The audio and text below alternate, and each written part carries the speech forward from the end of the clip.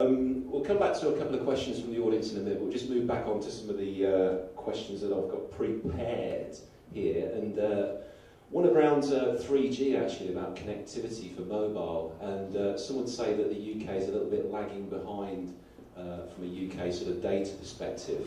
So how does the panel feel around that sort of thing?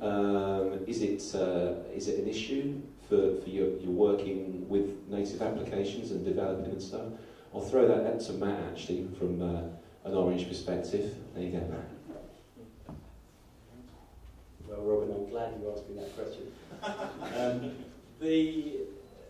There's no doubt that everywhere in the world where smartphones are taking off, the networks, particularly the GSM networks, are under pressure, and in a way it's a good problem to have, but it's one that every operator understands and is facing.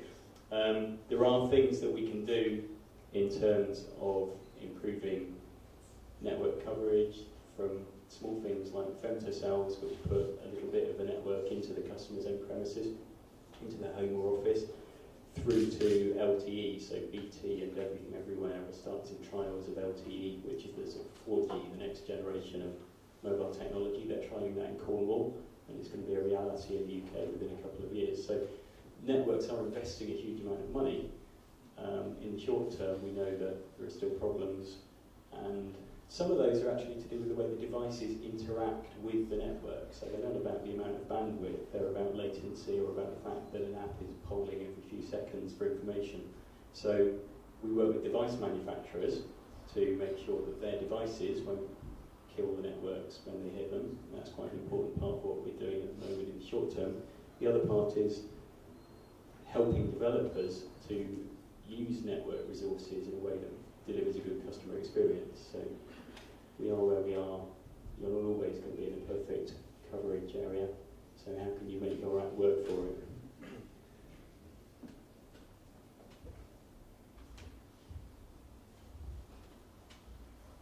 I think from our perspective, I mean, we develop native apps a lot of the time. Connectivity problems create work for us, essentially. We have to do more testing, we have to test on unstable networks, and we have to test on lower bandwidth. So I think from our perspective, and maybe even from our customers' perspective, things will get better when network coverage increases and when bandwidth goes up. I think businesses will be able to offer more to their customers, rich media, video streaming, all sorts of good stuff. But at the moment, it's not the end of the world. We don't get that many complaints from people saying, "Oh, we're suffering from connectivity problems," or "our app's rubbish in these areas." It feels like the UK at least is pretty good, but obviously things are just going to get better as bandwidth and connectivity improve. Steve, you want to add in a point there? I think it just adds another factor to consider when you're building things. So, like traditional web apps, no one really considers that you have to cater for someone's desktop using internet connectivity. But when you're going down the mobile route, it's just something you have to factor in from the start. I think it's a bit tricky, and it's sometimes non-trivial to simulate some of those kind of edge cases. But I think one of the advantages, especially with native apps, is you have the opportunity of doing a lot more sort of offline things, potentially depending on exactly what you're trying to achieve.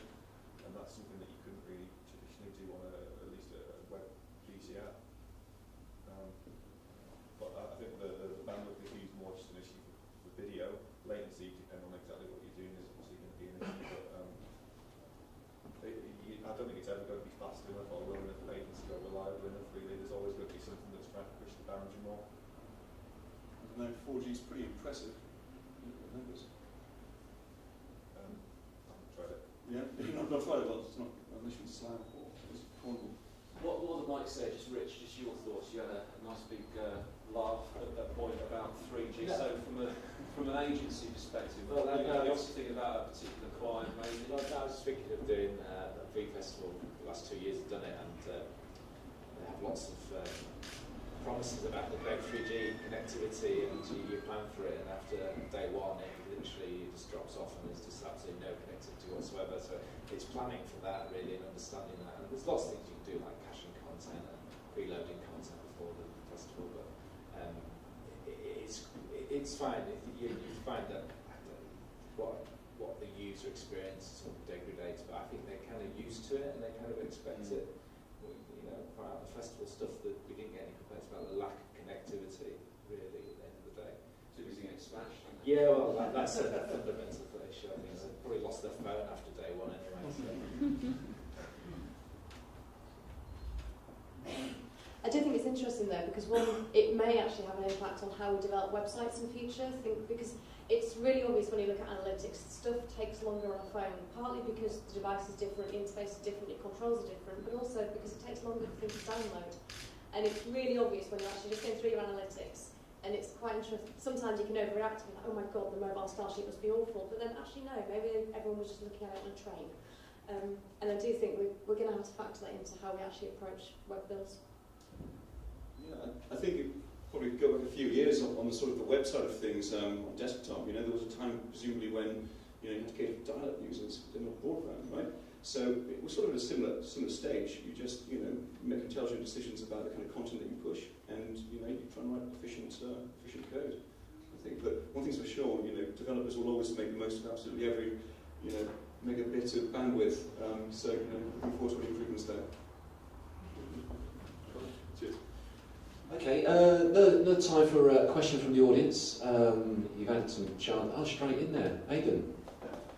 For the camera, mobile web ads, how people are going to pay for getting content, thoughts, how?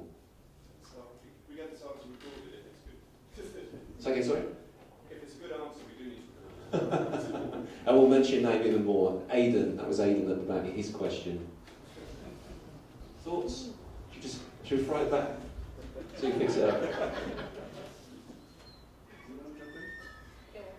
Well, okay, just very quickly from a sort of an app perspective, there's numerous providers of in-app advertising content where a brand can pay to serve X 100,000 or million impressions.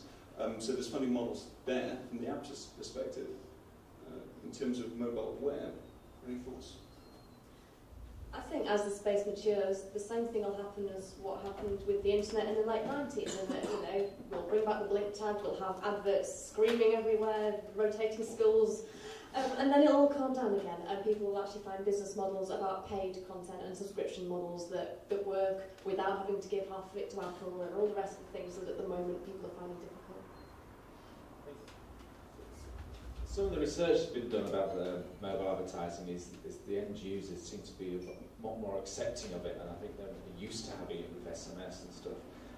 But I think what we can add to any advertising is contextuality. We can understand about how they're using the device, where they are, what time they're using it, what they're looking at. We can have a lot better picture of it, and therefore I think the advertising will be a lot more targeted, and therefore the user will be a lot more accepting of it, I think. Actually, to add to that, I'm actually really surprised that location-based advertising hasn't been more prevalent, because I remember getting my first one of those in about 2002, going past an Edwards and getting a drinks offer. And it was Edwards, so I didn't go in, but I could have done, and I think no one really took that up properly, and that was a huge thing that could have been explored. We're doing really interesting. Was that SMS? When you got pinging a message? Yeah. Or Bluetooth or something? It was SMS, but just walking past. It's all right. Yeah, I think one thing we saw last year was that Apple would not allow you to use location-based advertising. So in their guidelines they said, no, sorry, you cannot push stuff to users based on their location. So they were obviously trying to prevent it, probably because they just wanted to get it all for themselves and make loads of money from it. But certainly that was a difficulty we saw.